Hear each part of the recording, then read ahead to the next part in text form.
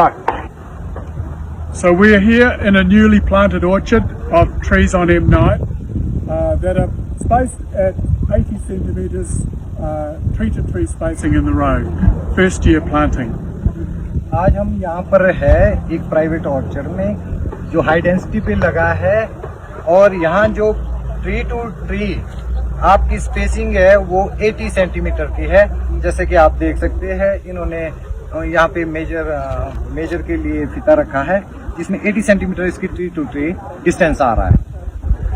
And we're just thinking about what are the best options in Himachal where you have maximum sunlight, and we're thinking about the cost of establishing an orchard here in this case with very close planting of trees, and we just want to think about is this the best or the only option for Himachal.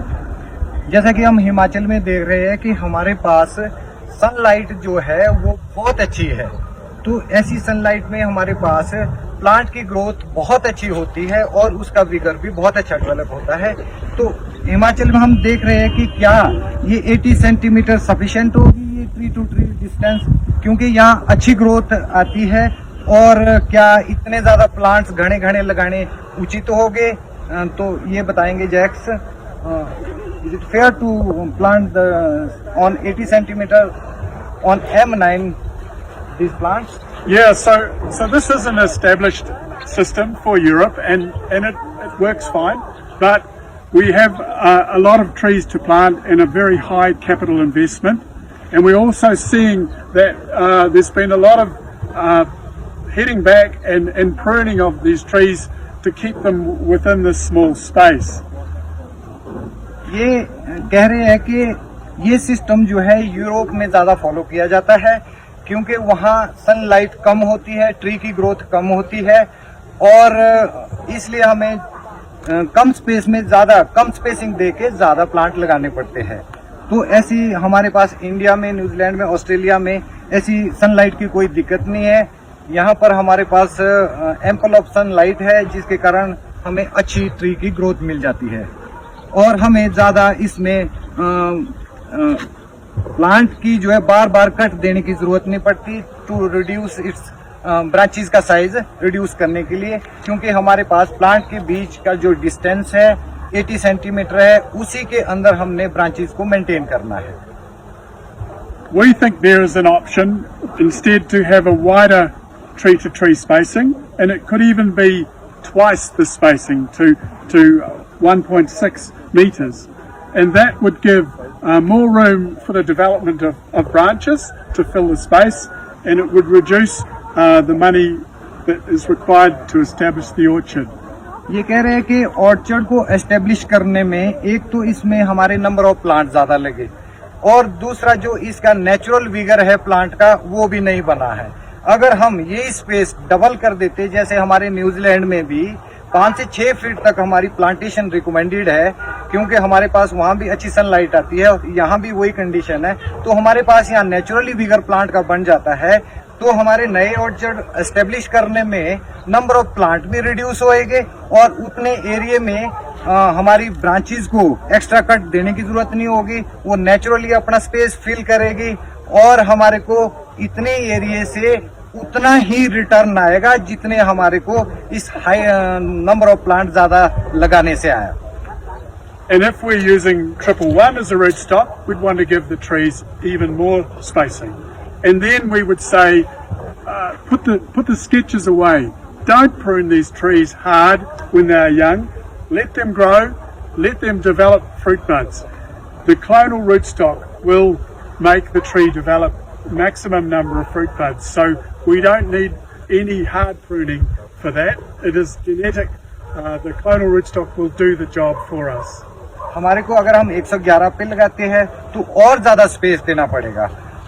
ये कह रहे हैं कि जब नई plantation होती है तो उस पे हमें पहले बहुत कम कट्स देने हैं और उसको नेचुरल वे में आपने डेवलप करना है ताकि वो ग्रोथ की तरफ न जाए। कट्स हमेशा नई ग्रोथ को डेवलप करेंगे, अगर उसमें कट नहीं हुए तो वो नेचुरल वे में डेवलप होगा, और अगर उसकी बेंडिंग करके उसमें नेचुरल वे में तैयार होगे तो हम एक तो प्लांट को स्ट्रेस में नहीं डालेंगे, कम कट्स देंगे और वो नेचुरल वे में डेवलप होगा।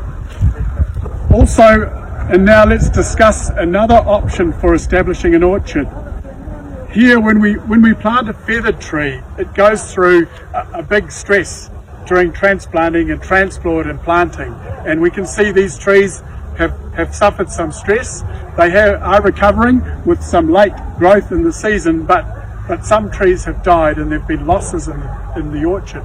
So there's another option that and now that the project is going to produce a big quantity of rootstocks, it's an option that we could discuss now.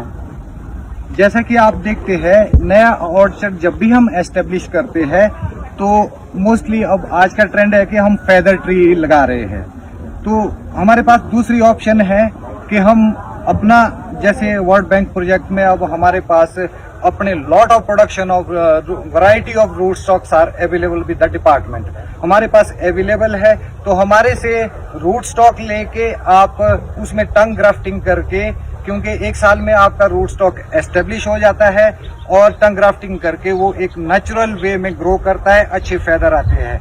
लेकिन in plant जैसे ये transport होते हैं, यहाँ से वहाँ जाते हैं, इसमें इंजरीज हो जाती है और ये कॉस्टली भी ज्यादा पड़ते हैं। So we think it's worth considering planting the rootstock and growing it for 1 year, so the root system becomes established and all the infrastructure, the irrigation can all be put in the orchard, and the tree is after the first year well established and can grow very well after that. अगर हम root stock लगाते हैं, टंग grafting करते, root stock लगाते एक साल वो soil में एस्टेब्लिश हो जाता है। टंग ग्राफ्टिंग करके नेक्स्ट ईयर हमने फिर रूट स्टॉक लगा के पहले इसमें इरिगेशन वगैरह की फैसिलिटी दी होती है। एस्टेब्लिश रूट स्टॉक की एस्टेब्लिशमेंट के बाद जब भी हम इसमें टंग ग्राफ्टिंग करते हैं तो एकदम ये अपनी प्रॉपर ग्रोथ और इसमें proper feather within 1 year आपको रिजल्ट मिल जाएगा। और दैट इज वो एक cheap method of establishing new orchard. Exactly, Dilip. So as per our discussion with the tongue graft, after the first season, the tree grows really strongly. It feathers with wide angles, beautiful feathers all the way up the trunk. Minimum training required, little stress. So we think this is an option worth considering. Yes. इनका कहने का मतलब है कि एक साल root stock को आप एस्टेब्लिश करें, नेक्स्ट ईयर उसमें टंग ग्राफ्टिंग करें और वो बहुत अच्छा एस्टेब्लिश हो जाएगा। आपके एक फेदर आपके उसमें एक साल के ही अंदर आपको बहुत अच्छे फ्लैट फेदर मिल जाएंगे। और इंस्टेड के ये शॉक्ड वाले प्लांट आप ले, क्योंकि बहुत सारा ट्रांसपोर्टेशन वगैरह में एक साल तो ये बैक आएंगे, then it will start growing. जैसे ये धीरे धीरे अब इन्होंने शौक से आना बाहर शुरू किया है, तो वो मेथड ज़्यादा चीप है इंस्टेड कि ये महंगा भी मेथड है। तो अब हमारे पास अपनी भी अवेलेबिलिटी भरपूर है विभाग के पास इस वर्ल्ड बैंक प्रोजेक्ट के तहत। तो that method will be more fruitful. Yes, I think it would be very successful here in Himachal. तो इनका यही कहना है कि अगर हम एक साल का रूट स्टॉक लगाते हैं, टंग ग्राफ्टिंग करते हैं, तो हमारे को डिजायरेबल प्लांट अपने लेवल पे मिलता है। जैसा हम बाहर से जो ये फेदर प्लांट लाते हैं उसमें हमारे को मोर्टिलिटी ज़्यादा मिलती है, डिजीज वगैरह का खतरा रहता है और वो एस्टेब्लिशिंग में भी ज़्यादा वक्त लेता है, कॉस्टली होती है।